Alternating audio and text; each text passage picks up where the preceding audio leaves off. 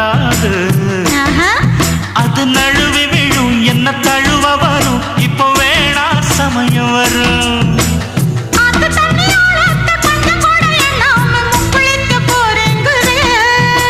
நீச்சல தங்கத்துக்கிட்ட அப்புறமும் என்னத்துக்கு முத்தெடுக்க வேணாங்கிற.